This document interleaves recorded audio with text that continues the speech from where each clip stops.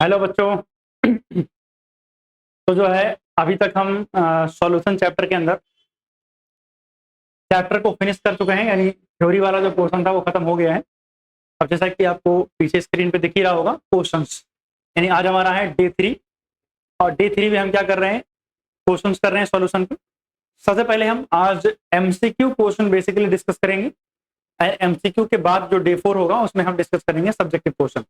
Mostly हम ये कोशिश करेंगे 4 से 5 दिन, 4 दिन कोशिश करेंगे मैक्सिमम में हम एक चैप्टर के अंदर जो हमारा टॉपिक है वो लगभग सब कवर कर लें, सारे के सारे टॉपिक।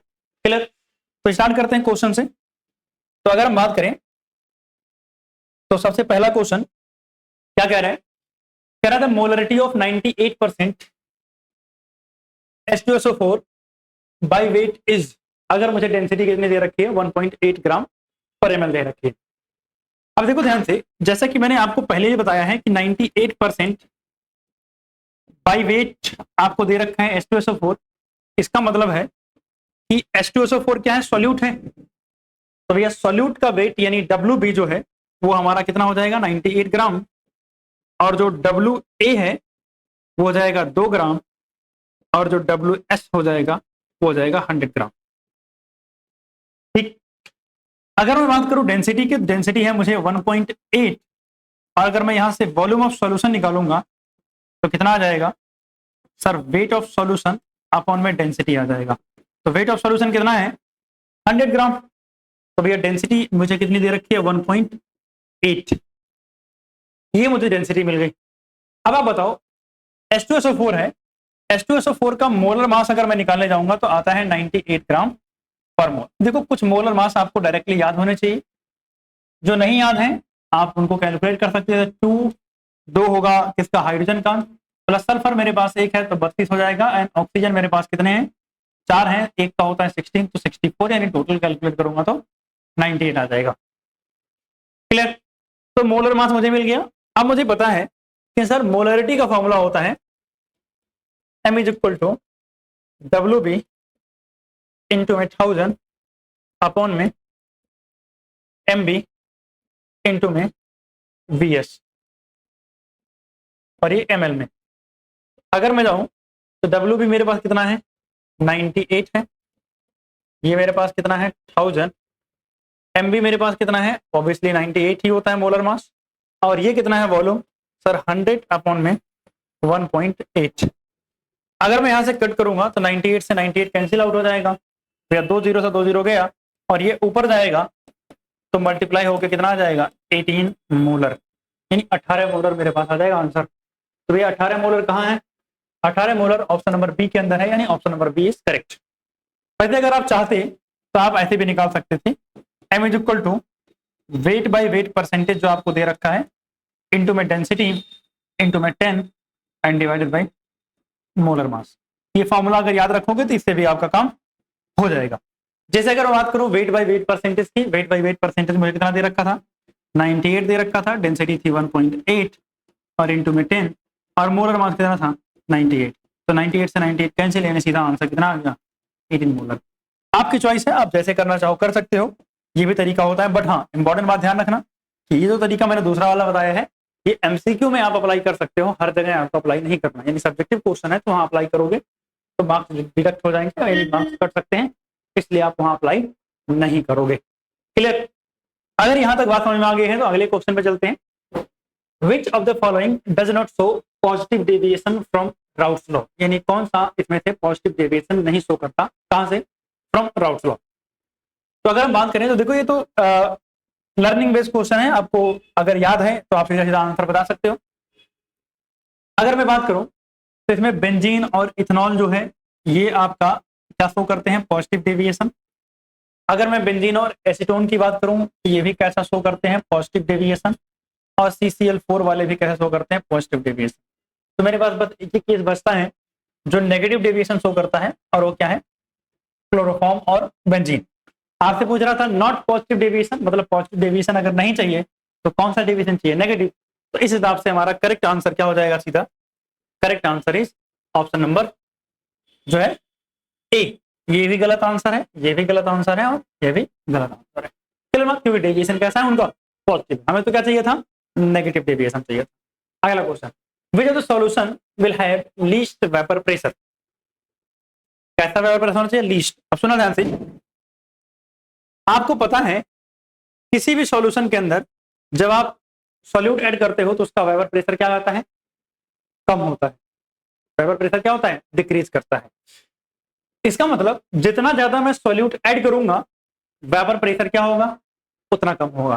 यानी सिंपल शब्दों में मैं ये बोल सकता हूं कि वेपर प्रेशर कम होता है अगर कंसंट्रेशन ऑफ सॉल्यूट, या कंसंट्रेशन सिर्फ ऐसा बोल, कंसंट्रेशन जब क्या होती है?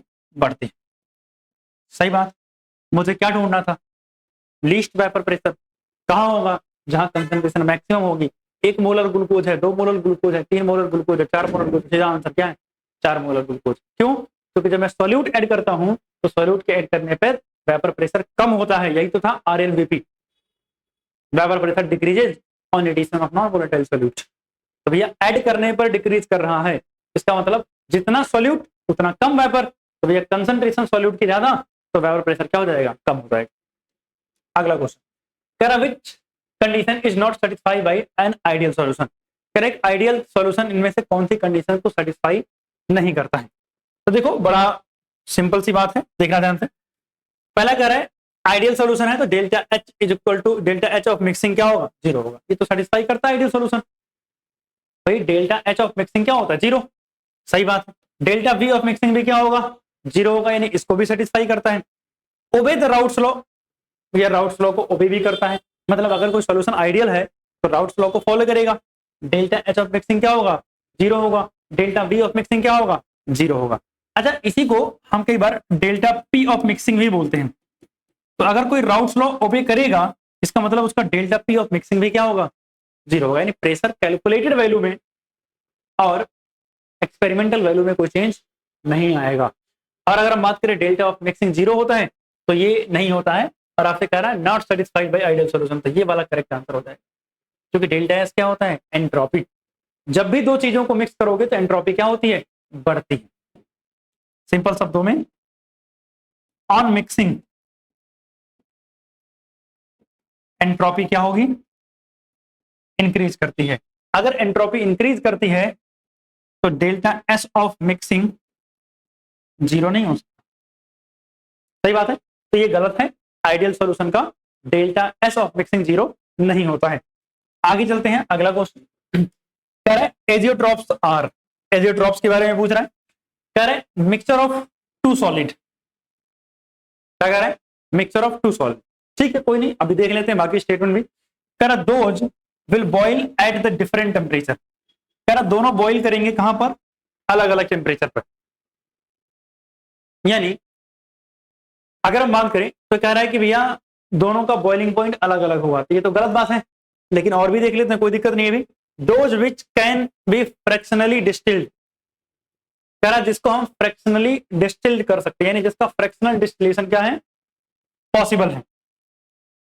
जिसका फ्रैक्शनल डिस्टिलेशन क्या है? पॉसिबल है। तो ये भी तो गलत बोल रहे हैं। फ्रैक्शनल डिस्टिलेशन एजियोट्रॉप का नहीं होता है, क्योंकि एजियोट्रॉप का बॉइलिंग पॉइंट क्या होता है? कांस्टेंट होता है। भैया एजियोट्रॉप क्या थे? ऐसे बाइनरी सॉल्यूशंस जो बॉइल करते हो एट अ फिक्स टेम्परेचर, तो उसे क्या बोलते थे? एजियोट्रॉप बोलते थे। तो अगर फिक्स टेम्परेचर पे बॉइल कर रहे हैं तो मतलब ये कह रहा है डिफरेंट टेम्परेचर पे, तो ये भी गलत हो जाएगा। कह रहा है फ्रैक्शनल डिस्टिलेशन कर सकते हैं, नहीं कर सकते, गलत बात है। क्योंकि फ्रैक्शनल डिस्टिलेशन सिर्फ और सिर्फ तब पॉसिबल होता है जब दोनों का बॉइलिंग पॉइंट अलग अलग हो और उनमें डिफरेंस हो बॉइलिंग पॉइंट में। अगर हम बात करें कांस्टेंट बॉइलिंग मिक्सचर, तो ये बिल्कुल सही स्टेटमेंट है। अब सुना ध्यान से, पहली वाली भी क्या दिक्कत है? कह रहा है मिक्सचर ऑफ टू सॉलिड्स, तो ये जरूरी नहीं है, not necessary.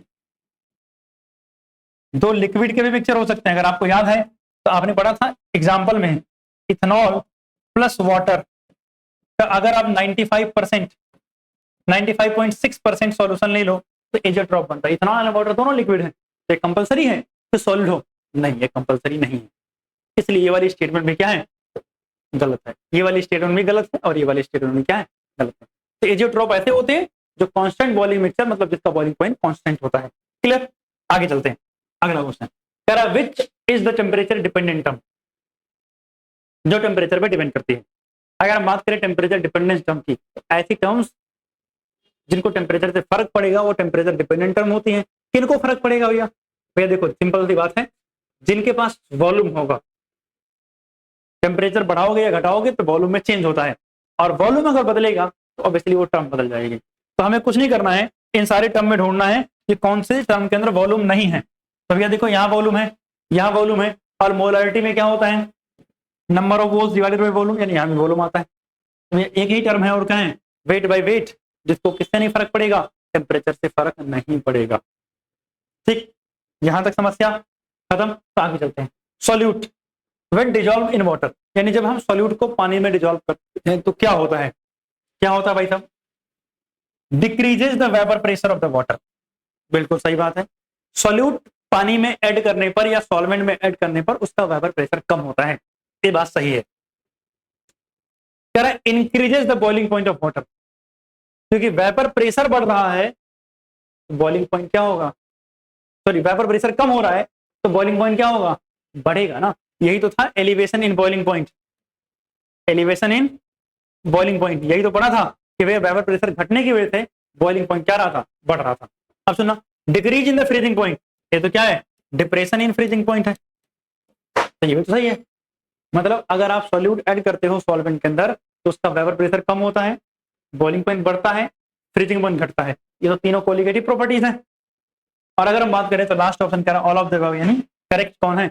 All of the above, क्योंकि ऊपर के तीनों ऑप्शंस क्या है? करेक्ट। आगे चलते हैं। There are two aqueous solutions S1 and S2 are separated by a semi-permeable membrane. S2 has lower vapor pressure than S1 of non-volatile solute. Then तब क्या होगा? देखो ध्यान से, पहले समझो। मेरे पास ये एक सेटअप है, इस सेटअप के अंदर मैंने ये बीच में लगा रखा है सेमी परमेबल मेम्ब्रेन, ये है SPM। मैं मान ले रहा हूं ये मेरा S1 है और ये मेरा क्या है? S2 है। अब सुना ध्यान से, क्या कह रहा है देखते हैं। Two aqueous solution S1 and S2 are separated by semi-permeable membrane. S2 has lower vapor pressure. S2 का वेपर प्रेशर क्या है? कम है। S1 का वेपर प्रेशर क्या है? ज्यादा है। अभी हमने पढ़ा है कि अगर वेपर प्रेशर ज्यादा है मतलब कंसंट्रेशन क्या है? कम। यानी वेपर प्रेशर का कंसंट्रेशन के साथ क्या लेना होना है? Vapour pressure is inversely proportional to क्या?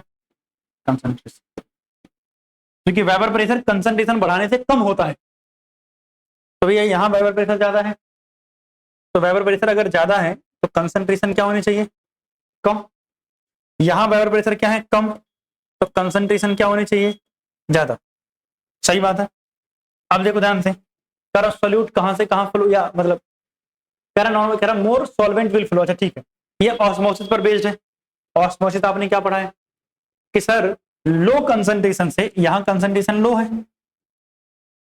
यहां कंसंट्रेशन क्या हाई है। आपने पढ़ा है कि लो कंसंट्रेशन से हाई कंसंट्रेशन पर सॉल्वेंट का फ्लो होना, किसका? सॉल्वेंट फ्लो होना, इसे क्या बोलते हैं? ऑस्मोसिस। तो ऑब्वियसली अगर ऑस्मोसिस करवाना है तो आपको सॉल्वेंट कहां से कहां फ्लो करना पड़ेगा? S1 से S2 तक फ्लो करना पड़ेगा। चेक करते हैं option. More solvent will flow from S1 to S2, correct option तो है, लेकिन बाकी भी देख लेते हैं। More solvent will flow from S2 to S1, ये तो गलत है, S2 से S1 में नहीं आएगा। Solvent from S2 to S1 and S1 to S2 at equal rate, दोनों इक्वल रेट से होगा, नहीं, कंसंट्रेशन में डिफरेंस है तो इक्वल रेट से नहीं होगा, नेट फ्लो S1 से S2 तक ही होगा, तो ये भी गलत है। No flow will take place, तो ये भी गलत है, यानी option number A is correct. यानी सॉल्वेंट कहां से कहां फ्लो करेगा? S1 से S2 तक फ्लो करेगा। आई थिंक यहां तक सबको क्लियर है। अगर यहां तक क्लियर है तो अगला चलते हैं। Which of the following solution would have highest osmotic pressure. अब आपको पता है pi is directly proportional to C, तो भैया जिसकी मोलरिटी ज्यादा होगी उसका ऑस्मोटिक प्रेशर ज्यादा होगा। ये कितना है? m/10 m/10 m/10 m/10। वाह सर, सब तो क्या हो गए? बराबर ही हो गए। तो अब क्या करें? तो आपको होता है pi is directly proportional to i, यानी अब सब कुछ किस पे डिपेंड करेगा? वांट हाफ फैक्टर पे। तो भैया देखें, अगर हम आई किसका ज्यादा है, कंसंट्रेशन अगर सेम है तो आई NaCl, अगर आई निकालूंगा तो आई की वैल्यू कितनी आएगी? 2 आई की एक Na और एक Cl यानी 2 आयन से, यानी आई की वैल्यू 2। यूरिया में आई की वैल्यू कितनी होती है सर? 1 होती है। BaCl2 में आई की वैल्यू निकालूंगा तो एक Ba और 2 Cl, मतलब आई की वैल्यू कितनी आ जाएगी? 3 आ जाएगी। अगर मैं निकालने जाऊंगा आई की वैल्यू ग्लूकोज में, तो आई की वैल्यू कितनी आएगी? 1 आएगी। तो ये जहां आई की वैल्यू ज्यादा, वहां क्या होगा? वहां क्या होगा? ऑस्मोटिक प्रेशर ज्यादा होगा। तो कहां ज्यादा है? सी के अंदर, यानी C is the correct answer. Clear बात? ठीक। अब सुनो, कह रहा 0.5 molar aqueous solution of glucose is isotonic with.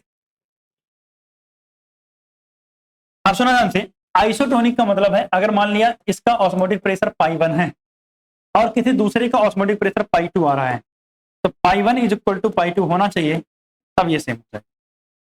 अब यहां आपको और कुछ बता नहीं रखा है, तो मेरी बात सुना ध्यान से। पाई इज इक्वल टू होता है ICRT। आपको पता है आर और टी के बारे में देने रखा है, मतलब ये होगा कांस्टेंट, सबके लिए सेम होगा। अगर सबके लिए सेम होगा तो सारी वैल्यू किस पे डिपेंड कर रही है? आई और सी के ऊपर। अगर मैं इसका निकालूं, ग्लूकोज है तो ग्लूकोज का आई कितना होता है? 1 होता है। सी कितना है? 0.5। तो आई और सी की मल्टीप्लाई करो कितना आ जाएगा? 0.5 ही आएगा। अब मुझे देखना 0.5 और किसका आ रहा है। 0.5 मोलर KCl, तो यहाँ आई की वैल्यू कितनी है? 2। तो मल्टीप्लाई करूंगा 2 इंटू में 0.5, आंसर कितना आएगा? 1। तो यहाँ 0.5 के बराबर नहीं है, यह बात करता हूँ। CaCl2 में कितनी है? 3। IC निकालूंगा तो कितना आ जाएगा? 1.5, क्योंकि मल्टीप्लाई किया 0.5 से, 3 5 या 15 यानी 1.5 आ गया। यहाँ देखते हैं आई की वैल्यू यूरिया के लिए कितनी होती है? 1 होती है। ये कितना है? 0.5। तो आई इंटू में सी यानी 0.5 आ जाएगा, यानी ये करेक्ट आंसर। यहाँ भी देखो 1 मोलर दे रखा है, तो ऑब्वियसली ये भी गलत हो जाएगा। क्लियर? ठीक। Which of the following is true for Henrys constant. अब देखो हेनरीज कांस्टेंट के बारे में अगर बात करो तो कुछ बातें जो आपको पता होना चाहिए। सर हेनरीज कांस्टेंट डिपेंड करता है नेचर ऑफ गैस पे, depend on nature of gas, मतलब कौन सी गैस ली है उस पर डिपेंड करेगा। दूसरी बात, जो KH है वो इनवर्सली प्रोपोर्शनल होगा किससे? सॉल्युबिलिटी के। KH जो होगा वो डायरेक्टली प्रोपोर्शनल होगा किसके? टेम्परेचर के। अब अगर हम बात करें तो ये चीजें अगर आपके दिमाग में आ गई हैं तो अब इसके बेसिस पर हम देखते हैं। It decreases with temperature. Temperature बढ़ने पर ये डिक्रीज करता है। हमें क्या ढूंढना है? ट्रू। तो ये तो गलत है। टेम्परेचर अगर बढ़ाएंगे तो KH घटेगा, ये कह रहा है नहीं ना, हमने तो पढ़ा डायरेक्ट रिलेशन होता है, तो बढ़ना चाहिए, तो मतलब क्या हुआ? ये गलत है। इंक्रीजेज विद टेम्परेचर, यानी टेम्परेचर बढ़ाने पर KH क्या होता है? बढ़ता है। ये बात तो बिल्कुल सही है। आगे देखते हैं। इंडिपेंडेंट ऑन टेम्परेचर, ये गलत है। It does not depend on the nature of gas, ये भी गलत है। डिपेंड करता है नेचर ऑफ गैस पे। Clear? Option number B is correct. अगला, which one of the following is the best colligative property for determination of the molecular mass of polymer? Polymer हो या बायोमोलिक्यूल लिखा हो, ध्यान रखना जो बेस्ट प्रॉपर्टी है आपके लिए उसका नाम है ऑस्मोटिक प्रेशर। क्या नाम है? Osmotic pressure. क्यों? क्योंकि इसकी मेजरमेंट सारी की सारी रूम टेम्परेचर पे होती है।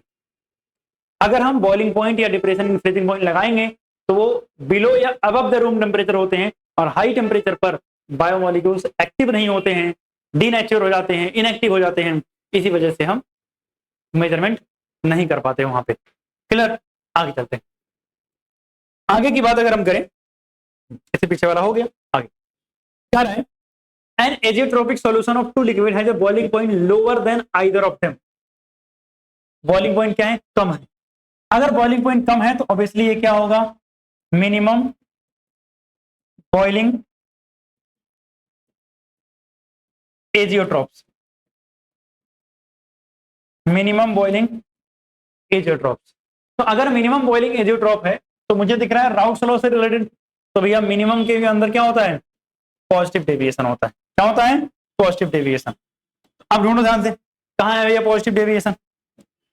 तो सुनना, it shows negative deviation from Raoult's law, गलत है। It do not shows no deviation from Raoult's law, गलत है। So positive deviation from Raoult's law सही है। और सैचुरेटेड याद रखने का तरीका क्या था भैया, मिनिमम के साथ क्या लगाना है, मैक्सिमम यानी पॉजिटिव। तो जहां कम होगा बॉइलिंग पॉइंट वहां डेविएशन ज्यादा यानी पॉजिटिव वाला होगा, और जहां बॉइलिंग पॉइंट ज्यादा होगा वहां डेविएशन क्या होगा, कम वाला होगा यानी मिनिमम वाला होगा। कह रहा Henry's law constant pH for CO2 in water is 25 degree Celsius, is 3 into 10 की power -2 mole per liter ATM. Calculate the mass of CO2 present in 100 liter of soft drink bottle with a partial pressure of CO2 is 4 ATM. एक बात समझना ध्यान से, इस पर focus करना, मोल पर लीटर पर एटीएम। इसको थोड़ी सी चीजें इसमें चेंज करनी है, सुना ध्यान से। अगर मुझे निकालना है कि calculate the mass of CO2 present in 100 litre of soft drink, तो मैं कंसंट्रेशन निकाल लूं। अगर मैंने कंसंट्रेशन यानी मोलारिटी वगैरह कैलकुलेट कर दी तो मुझे क्या मिल जाएगा, वेट मिल जाएगा। सुनना मेरी बात ध्यान से, आपने पढ़ा होगा कि sir partial pressure of gas is directly proportional to mole fraction of gas, या मैं बोलूं ऐसे सॉल्युबिलिटी, ये भी तो पढ़ा है, सॉल्युबिलिटी ऑफ गैस। क्या मैं इसी को ऐसे कर सकता हूं, solubility is directly proportional to pressure of gas. और सॉल्युबिलिटी किस में मेजर की जाती है, in term of concentration terms. तो अगर मैं इसको क्या मान लूं, एम या मोलरिटी मान लो, या आप सीसी भी लिख सकते हो, आपकी चॉइस है। तो M is directly proportional to क्या, प्रेशर ऑफ गैस। अगर मैं प्रोपोर्शनलिटी का साइन हटाऊंगा तो एम इज इक्वल टू क्या आएगा, KH इंटू में प्रेशर ऑफ गैस। अब सुनो, अगर मैं यहां से मोलरिटी निकालूंगा यानी M is equal to KH, KH कितना दे रखा है, 3 इंटू 10 की पावर -2। प्रेशर ऑफ गैस कितना दे रखा है, 4, यानी मल्टीप्लाई किया तो कितना आया, 12 इंटू 10 की पावर -2 मोल पर लीटर। आप सुनो ध्यान से, ये मोलरिटी है, मोल्स पर लीटर में। अगर मुझे नंबर ऑफ मोल्स निकालने हैं, क्या निकालने हैं, number of moles, number of moles of CO2, CO2 के मोल्स मुझे पता करना है, तो मुझे पता है मोलरिटी में वॉल्यूम से मल्टीप्लाई कर दो। मोलरिटी कितनी है, 12 इंटू 10 की पावर -2। वॉल्यूम कितना दे रखा है आपको, 100 लीटर। तो अगर आप 100 से मल्टीप्लाई करोगे तो अगर आप 100 से मल्टीप्लाई करोगे तो क्या हो जाएगा, 10 की पावर -2 कैंसिल, सीधा आ जाएगा 12 मोल। ये मोल है, आपको चाहिए क्या था, वेट ना। तो आप बताओ N इज इक्वल टू क्या होता है, W अपॉन में M।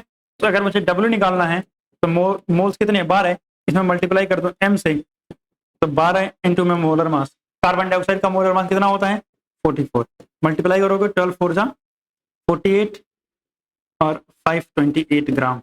है क्या ऑप्शन में कहीं, हाँ option number D is correct, यानी 528 ग्राम क्या चाहिए होगा मुझे, वेट चाहिए होगा कार्बन डाइऑक्साइड का। क्लियर है, आगे चलते हैं। कह रहा है if the osmotic pressure of 1 molar urea is pi, तो कह रहा भैया what will be the pressure of 2 molar urea. अब बताओ, आसान सा काम है, पाई था 2 पाई, मतलब 2 मोलर, 1 मोलर से कितना किया, 2 मोलर, डबल कर दिया है, तो भैया पाई से कितना हो जाएगा, 2 पाई, यानी सीधा डबल हो जाएगा, डायरेक्टली प्रोपोर्शनल का रिलेशन होता है। आगे delta H mixing for a solution CaCl3 and CH3COOH। अच्छा बताओ ये क्या है, क्लोरोफॉर्म, और ये क्या है, एसीटोन। क्लोरोफॉर्म और एसीटोन कौन सा डिवीजन शो करते हैं, नेगेटिव। और अगर नेगेटिव डिवीजन है तो डेल्टा H क्या होगा, नेगेटिव होगा। तो क्या होगा भाई सब answer, option number C is correct, यानी नेगेटिव डिवीजन शो करेंगे।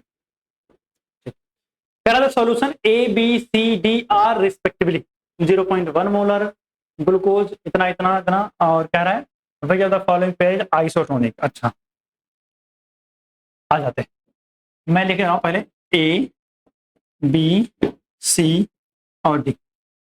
ए में क्या है मेरे पास, 0.1 मोलर ग्लूकोज, यानी ए में है मेरे पास ग्लूकोज। बी में क्या है भाई साहब, अच्छा कंसंट्रेशन भी लिख देते हैं 0.1। बी में है मेरे पास NaCl, और इसकी कितना है 0.05, ठीक। और फिर इनमें से क्या है BaCl2 सी वाले में, और BaCl2 की कंसंट्रेशन कितनी दे रखी है 0.05, ठीक है। और उसके बाद AlCl3 कितना दे रखा है इसका 0.1। अब मुझे बताओ आइसोटोनिक का मतलब होता है कि पाई 1 इज इक्वल टू पाई 2, यानी जिसका पाई बराबर होगा। आर और टी आपको पता है पाई इज इक्वल टू क्या होता है i C R T. R T constant मान लो, टेम्परेचर और गैस कॉन्स्टेंट। आई सी अगर सेम हुआ तो वैल्यू सेम आ जाएगी, तो हम कुछ नहीं करेंगे, सबका आई और सी की मल्टीप्लाई करेंगे। तो अगर हम आई सी निकालेंगे सबकी, ग्लूकोज का आई कितना होता है 1, मल्टीप्लाई करेंगे कितना आएगा 0.1। ठीक, यहाँ देखते हैं। NaCl से कितना होता है, आई की वैल्यू 2 होती है, मल्टीप्लाई करोगे कितना आएगा आंसर 0.1 आएगा। 2 5 10 1 0.1 आ जाएगा। अगर हम इसकी मल्टीप्लाई करेंगे तो आई की वैल्यू कितनी है 3 है, तो मल्टीप्लाई करेंगे तो 3 5 15 यानी 0.15 आ जाएगा। अगर हम AlCl3 की मल्टीप्लाई करेंगे 3 और 1 4 यानी 0.4 आ जाएगा। अब आप बताओ आई और सी की मल्टीप्लाई करने पर दो लोगों की वैल्यू सेम है, that is A and B की, तो हमारे पास आइसोटोनिक कौन होंगे, ए एंड बी आइसोटोनिक हो जाएंगे। समझ आई बात, क्या क्लियर है? कुछ नहीं करना है, जहां पर पाई 1 पाई 2 के बराबर हो जाए, और पाई 1 पाई 2 के बराबर करना था तो क्या कर दिया मैंने, आर और टी तो सेम ही होते हैं, सबके लिए सेम ही होंगे। तो अगर हम बात करें आई और सी की, तो आई और सी पे डिपेंड करेगा, आई और सी की वैल्यू जिसके सेम है वो क्या हो जाएगा आइसोटोनिक हो जाएगा, उसका पाई बराबर हो जाएगा। और mixing 20 ml of acetone with 30 ml of chloroform. अभी देखा था हमने क्लोरोफॉर्म को एसीटोन से मिक्स करने पर डेविएशन होता है नेगेटिव। अगर डेविएशन नेगेटिव, डेल्टा एच कैसा होगा नेगेटिव, डेल्टा बी कैसा होगा नेगेटिव, डेल्टा बी कैसा होगा नेगेटिव। यानी 220 ml और 30 ml को मिक्स करने पर नॉर्मली मिलना चाहिए था 50 ml, लेकिन डेल्टा बी ऑफ मिक्सिंग क्या होगा नेगेटिव होगा। इसका मतलब वॉल्यूम 50 ml से क्या मिलेगा कम मिलेगा। अब 50 ml से कम कहां है, ए वाले ऑप्शन में है। नेगेटिव डेविएशन में मिक्सिंग के बाद वॉल्यूम कम हो जाता है और मिक्सिंग के पहले क्या होगा वॉल्यूम ज्यादा होगा, तो डेल्टा बी कितना हो जाएगा 50 ml से कम आंसर आएगा। फिर बात करते हैं, unknown gas X is dissolve in water at 2.5 bar pressure, pressure कितना है 2.5 bar, and has a mole fraction of 0.04 solution. अब सुना ध्यान से, मोल फ्रैक्शन गैस का कितना दे रखा है 0.04 और प्रेशर कितना दे रखा है 2.5 बार दे रखा है, 2.5 बार दे रखा है। मुझे कह रहा है mole fraction of gas when the pressure of the gas is doubled. ठीक है, पहला केस अगर आप निकालोगे यहां से,